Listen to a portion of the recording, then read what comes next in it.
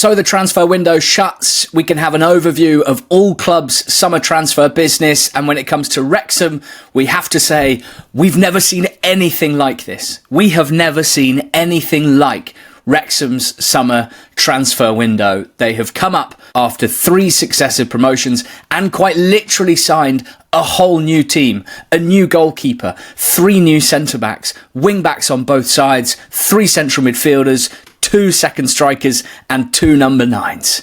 Let's get into it all. First off, my tier rankings of Wrexham's summer transfers has Kieffer Moore and Lewis Bryan in a tier at the very top out on their own. There's been loads of good stuff done, loads of good players signed, some good value, some less good value. When it comes to Moore and O'Brien, I think it is the best of the best. Moore looks like the perfect player for this Wrexham side and is an excellent Championship striker, particularly in a role that brings out the best in him, and I think has been their standout player so far this season, but maybe level with Lewis O'Brien, who I absolutely love. Just a fantastic all-round Championship midfielder and looks instantly at home in this Wrexham side. Those 2 are in my top tier of Wrexham signings. In the next tier, I think Dom Hyam is a really good late window addition and a very good Championship defender. I think Callum Doyle is someone with great potential and a really smooth ball player. I think Ben Sheaf,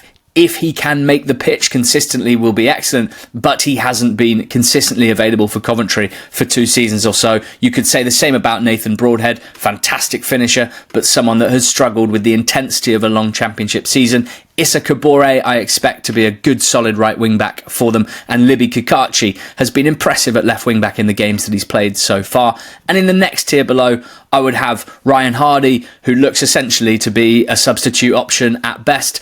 George Thomason, similarly, I'm not sure if we'll see him make many starts for this Wrexham side. Danny Ward has not performed very well in goal and has now picked up an injury. And Conor Coady, I don't think has performed particularly well in Wrexham's defence so far. And what you do get from Coady in terms of fantastic long passes forward into Moore and the leadership skills that are less tangible, I'm not sure they are getting the benefit of those weighed up against what I believe to be some issues defensively against quick and strong and tall strikers at this level. There are lots of them. So overall, loads of really good signings. They have signed better players on paper than those that they had before. They also have really good depth. Their bench will be strong in every game. Their ability to bring on fresh legs with similar quality to those they replace will be massive for Wrexham this season because of the business that they've done. But what I would say is that teams win matches, not players. Teams win matches. And so while it's very exciting that Wrexham have signed these better players than the ones they had before, this new look Wrexham team needs to learn how to play together and win football matches. And so far, other than the weekend at Millwall, it's just the 1 win in the league this season as we record. These players still need to be put into the best system to succeed, and so far this season, albeit it's only been a month, the team hasn't looked great at Championship level, especially defensively, where they have been unable to stop opposition teams getting regular good chances against them, and that's a huge drop off from the team that came up from League One. So Parkinson has all the tools available, top of the range tools, but he now needs to make something with those tools, and that is yet to be proven, yet to be seen. There's also a question around squad harmony, I think. Football is not just about buying the best players, but about making them happy and performing in a system that works for them.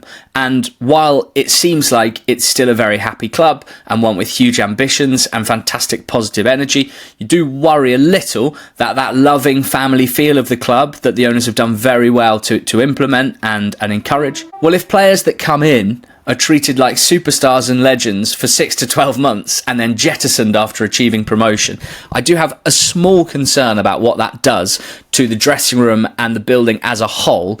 As exciting as it is to get lots of new players, there are likely to still be 3 or 4 players unregistered, sitting around, kicking around, picking up their wages, not involved at all in the first team.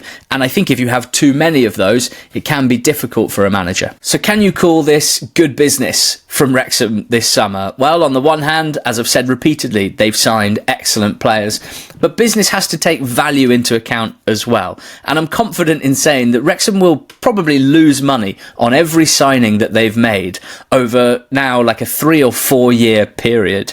And by lose money, I mean, if you look at the individual costs of the players themselves, they won't sell anyone for a profit. I'm pretty confident of that, because the players that they've bought, they have mostly overpaid for, and they are mostly older players who are unlikely to combine a higher transfer fee when they're a little older from a team that could feasibly afford that. They're also paying very, very high wages for this level. When they don't want players anymore, they find it hard to move them on. And we saw that all summer with Wrexham. Sometimes you have to pay players off entirely and release them from their contract. Sometimes you need to let them go out on loan, in which case you are likely covering a lot of the wages and therefore essentially paying a player to play for another team. In some cases, as I mentioned, there will just be players sitting unregistered, probably in a different dressing room, being paid handsomely to do nothing. So there is definitely a case to be made that Wrexham just aren't getting much value in the transfer market.